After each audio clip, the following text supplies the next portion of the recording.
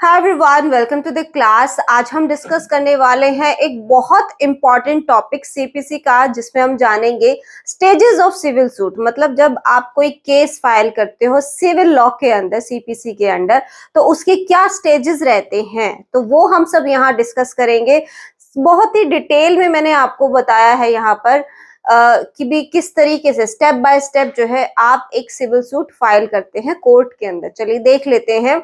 सबसे पहला रहता है एक लीगल राइट, क्योंकि ये सिविल सूट है, आपका कोई लीगल राइट होना चाहिए, तभी आप जो है कोई सिविल सूट केस के अंदर फाइल कर सकते हो। Existence of a legal right, आपका कोई एक लीगल राइट होगा, वो राइट जब वायलेट होगा, उसको जब कोई भंग करता है, आपसे छीनने की कोशिश करता है, तब आपके पास ये राइट अराइज होता है कि भी आप उस व्यक्ति के खिलाफ कोर्ट के अंदर सिविल सूट फाइल कर सकते हो। तो आपका लीगल राइट होना चाहिए, वो वायलेट होना चाहिए, तभी आप सिविल सूट फाइल कर सकते हैं।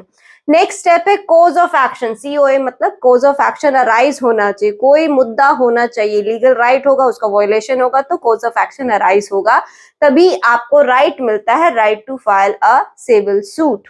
राइट, उसके बाद क्या है, आप डॉक्यूमेंट प्रिपेयर करते हो। कोर्ट के अंदर केस फाइल होगा, आपको ऑफ कोर्स डॉक्यूमेंट्स लगाने पड़ेंगे, उसको फ्रेम करना पड़ेगा, ड्राफ्ट करना पड़ेगा, वो सारी चीजें रहती हैं। अब फाइल अ प्लेंट और पिटीशन, आप सिविल सूट फाइल करेंगे कोर्ट के अंदर, तो उसमें आपके पास कौन कौन से डॉक्यूमेंट होने चाहिए। आपकी जो पिटीशन है वो ड्राफ्ट हुई होनी चाहिए, उसके साथ 2 ओरिजिनल कॉपी डॉक्यूमेंट्स की, 2 ओरिजिनल कॉपी होनी चाहिए। साथ में आपको कोर्ट फीस लगानी है। फिर आप फाइलिंग काउंटर पे जाओगे रजिस्ट्री डिपार्टमेंट के अंदर, अपने वो सारे जो डॉक्यूमेंट्स है, जो ड्राफ्ट कर रखा है, जो डॉक्यूमेंट्स की कॉपी है, जो कोर्ट फीस है, वो सब वहां पर आप जाकर जमा करवाएंगे। देन सबमिट योर प्लेंट, आप वहां पर उसे सबमिट करेंगे। फिर बदले में आपको एक एक्नॉलेज के रिसिप्ट आपको दी जाएगी कि भी हाँ, आपने ये जो मुद्दा है, जो मैटर है, यहाँ कोर्ट के अंदर फाइल किया है। फिर जो सिविल जज होता है उनके पास वो जाएगा, फिर वो उसे मार्क करेगा, साइन करेगा कि भी किस जज के अंडर जो है उसको एंटरटेन किया जाएगा या उसको उस केस को रखा जाएगा। फिर जो है नोटिस बोर्ड होता है, वहां पर उस नोटिस बोर्ड पर आपके केस की तारीख लिखी जाएगी कि वर्सेस ये ए वर्सेस बी, वॉटेवर आप लिख लीजिए। तो आपके केस का नाम होगा, उसके नीचे तारीख लिखी होगी कि भी किस दिन जो है आपको कोर्ट के अंदर आना होगा। अपने मैटर के रिगार्डिंग जज का नाम लिखा जाएगा, कोर्ट नंबर लिखा जाता है, सारी डिटेल जो है आपको नोटिस बोर्ड से मिलती है। ठीक है, तो फाइल अ प्लेंट और पिटीशन, ये आपका स्टेप था। उससे नेक्स्ट स्टेप जाएगा नोटिस होगा। नोटिस मतलब आपको सारी जानकारी मिलेगी किस दिन जो है, कब जो है आपको उस मैटर के अंदर अपीयर होना है। नेक्स्ट पॉइंट है डेट। देखिए, आपका मैटर जो है नोटिस बोर्ड पर आ चुका है, वहां पर आपको तारीख मिल चुकी है कि इस दिन जो है आपका मैटर कोर्ट के अंदर, उस फलाना फलाना कोर्ट के अंदर आएगा। ठीक है, फिर आपको एक तारीख मिलती है जहां पर आपको एज ए प्लेंटिफ अपीयर होना है। अभी बहुत बेसिक सा चल रहा है, अभी ट्रायल नहीं स्टार्ट हुआ, अभी तो बहुत बेसिक है। डॉक्यूमेंट्स को चेक किया जाएगा कि भी आपने प्रॉपरली फाइल किए हैं या नहीं किए हैं। ठीक है, तो तारीख मिलेगी, फिर आपको अपीयर एज प्लेंटिव, एक प्लेंटिव के रूप में आपको वहां पर अपीयर होना होगा। Court will examine whether there is any defect in plaint और नोट। तो जो आपने प्लेंट के अंदर जो डॉक्यूमेंट्स जो है, जो वहाँ काउंटर पे सबमिट करे थे, उसको चेक किया जाएगा कि वो प्रॉपरली फ्रेम्ड है या नहीं है, कि और प्लेंट के साथ जो डॉक्यूमेंट्स लगाने हैं वो वहां पर उसके साथ लगाए गए हैं या नहीं लगाए गए हैं। आपकी जो कोर्ट फीस है वो आपने प्रॉपरली फाइल की गई है या नहीं की गई है, ये सारी चीजें अभी चेक किया जाएगा। बेसिकली हम कह सकते हैं क्लेरिकल वर्क होता है, ये सारी चीजें आपकी उस दिन जो है चेक करी जाएगी।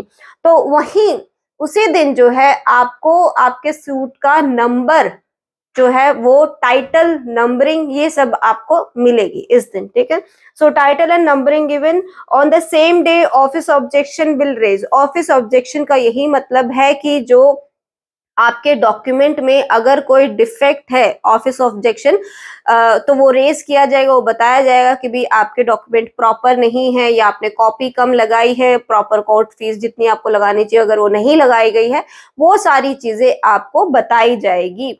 और उसके लिए आपको अगर कोई मिस्टेक अगर उसमें मिलती है तो 7 दिनों का समय आपको दिया जाता है इन सारे मिस्टेक्स के करेक्शन करने के लिए। नेक्स्ट फिर समन इशू टू डिफेंडेंट। जब आपका ये क्लियर हो जाता है, आपको टाइटल मिल जाएगा, आपको नंबरिंग मिल जाएगी, प्रॉपरली आपका सूट फाइल हो जाएगा, फिर सम्मन किए जाएंगे। आप दूसरी पार्टी को भी तो बताना जरूरी है ना कि आपके खिलाफ एक मैटर आया है कोर्ट के अंदर, तो उसको इन्फॉर्म करने के लिए उस पार्टी को, डिफेंडेंट को सम्मन किया जाएगा। फिर जब सम्मन उसके पास आ जाएंगे डिफेंडेंट के पास, तब उसको 7 दिनों का समय दिया जाता है ताकि वो कोर्ट के अंदर मतलब ये एक्नॉलेज करे कि भी हाँ ये मेरे खिलाफ ये मैटर आया है, तो कोर्ट के अंदर जाए वो। तो defendant have to file process fee. जो कोर्ट फी जो है वो फाइल करता है प्लेंटिफ, लेकिन जब डिफेंडेंट करता है अपने जवाब में कि भी मतलब मैटर को एंटरटेन करवाने के लिए, उसको प्रोसेस फी कहते हैं। तो डिफेंडेंट फाइल करेगा प्रोसेस फी और इस प्लेंट की एक कॉपी जो है वो डिफेंडेंट को दी जाएगी। 7 दिनों का ये समय रहता है। उसके बाद समन सर्व टू डिफेंडेंट, इसका मतलब होता है कि उसको 30 डेज का, 7 डेज का टाइम उसे मिलेगा कि वो अपना प्रोसेस फी करे और उसको एक कॉपी दी जाए प्लेंट की। फिर उसके बाद उसे 30 डेज का टाइम पीरियड दिया जाता है कि वो WS फाइल करे। WS होता है रिटर्न स्टेटमेंट, मतलब प्लेंट में जो उसे बोला गया है, कहा गया है, उसके खिलाफ जो मैटर आया है, उसके जवाब में WS रिटर्न स्टेटमेंट वो 30 डेज के अंदर कोर्ट के अंदर वो डिफेंडेंट जो है फाइल किया जाएगा। तो ये है आपका नेक्स्ट स्टेप होता है फिर एग्जामिनेशन ऑफ पार्टीज। ये आपकी फर्स्ट हियरिंग होती है जिसमें ये चेक करती है कोर्ट की जो पार्टीज हैं वो प्रॉपर है या नहीं है, मतलब फेक तो नहीं है मैटर, कहीं पर जेन्युइन होना चाहिए। पार्टीज को एग्जामिन किया जाता है, प्लेंटिफ और डिफेंडेंट दोनों प्रेजेंट रहते हैं। यहाँ पर जो है इश्यूज को फ्रेम किया जाता है, मतलब मुद्दा क्या है इन दोनों के बीच में, उनको उन इश्यूज को, उन मुद्दों को यहाँ पर फ्रेम किया जाता है। ये किस तरीके से होता है, देखिए एक एग्जांपल लेते हैं। सपोज करिए ए प्लेंटिफ है, बी डिफेंडेंट है। प्लेंटिफ बोलता है कि बी ने जो है मेरा ये डॉक्यूमेंट जो है मुझसे चुराया है, ठीक है।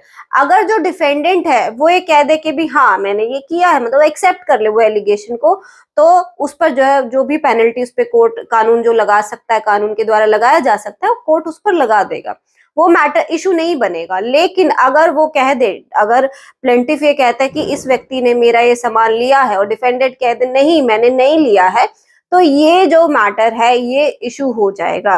ये इसको एज ए इशू जो है उसके अंदर, प्लेंट के अंदर नोट डाउन कर दिया जाएगा। इस तरह से फ्रेमिंग ऑफ इश्यूज होता है।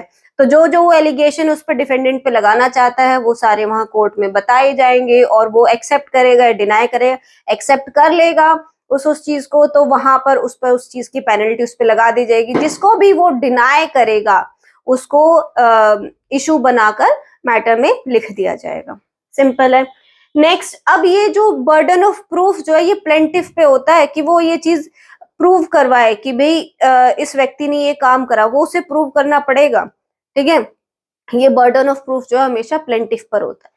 नेक्स्ट स्टेप है summoning and attendance of witness. अब विटनेसेस की भी और डॉक्यूमेंट्स की पूरी लिस्ट होती है जो प्लेंटिफ जो है कोर्ट के अंदर सबमिट करवाता है, ये ऑर्डर 16 में आता है। तो उन सारे विटनेसेस को जो है सम्मन किया जाता है, कभी इस फलाने फलाने मैटर में आइए, प्रेजेंट होइए, आपका एज ए विटनेस जो है नाम वहां लिखा गया, उनको सम्मन, उनको मतलब उनको सम्मन किया जाता है, संदेश भेजा जाता है कि आप उस दिन जो है कोर्ट के अंदर आइएगा।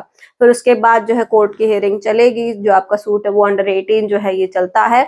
और फिर उसके अंदर जो है जब जो ये विटनेसेस हैं ये सब जब कोर्ट के अंदर आते हैं, तारीख पर आते हैं, तो उसका एग्जामिनेशन ऑफ विटनेस होता है। उनको एग्जामिन किया जाता है, उनसे क्वेश्चंस किए जाते हैं, प्लेंटिफ के लॉयर के द्वारा पूछा जाता है कि भाई ऐसे ऐसे हुआ था क्या, मतलब वो सारी चीजें उसमें रहेगी। वहां पर एग्जामिनेशन चीफ रहेगा, आर्ग्यूमेंट रहेगा, ये सारी चीजें उसके बाद उस मैटर के अंदर चलती हैं।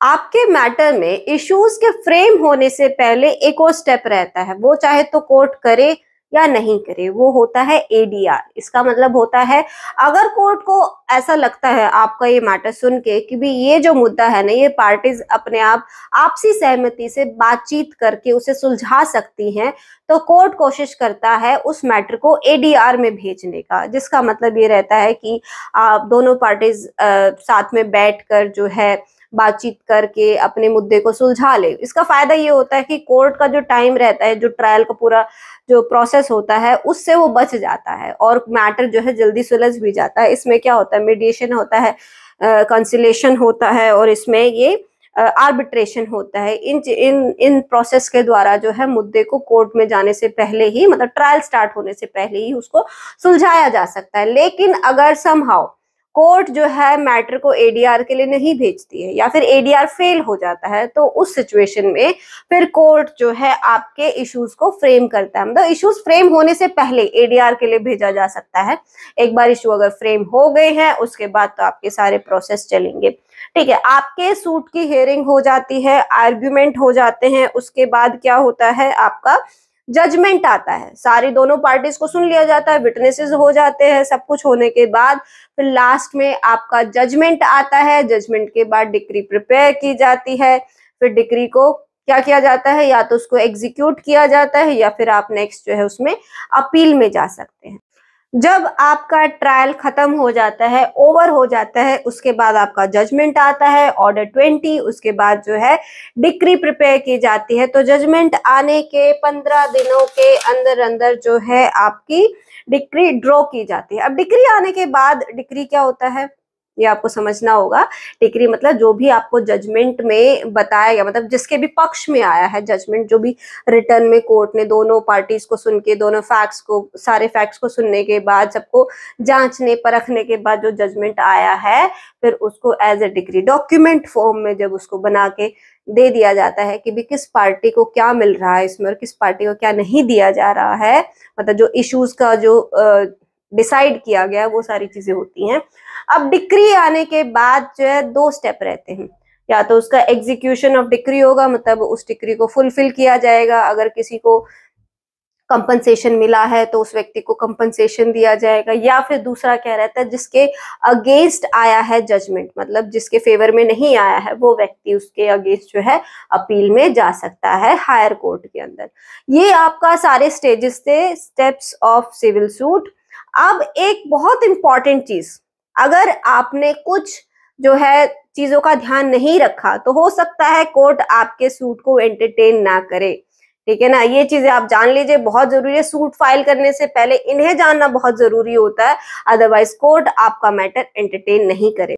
अब कुछ लिमिटेशंस देख लेते हैं सूट फाइल करने से पहले। ये कुछ इंपॉर्टेंट है जो हम यहाँ डिस्कस करेंगे। सबसे पहले आपका suit shall be a civil nature. देखिए, जो सूट होते हैं, जो केसेस होते हैं, जो ऑफेंसेस होते हैं, वो 2 ही तरीके के होते हैं, एक सिविल होते हैं, एक क्रिमिनल होते हैं। तो आप अगर सीपीसी के अंडर जा रहे हो तो आपका जो मैटर है वो सिविल नेचर का ही होना चाहिए, क्रिमिनल नेचर का नहीं होना चाहिए। बहुत बेसिक सा है।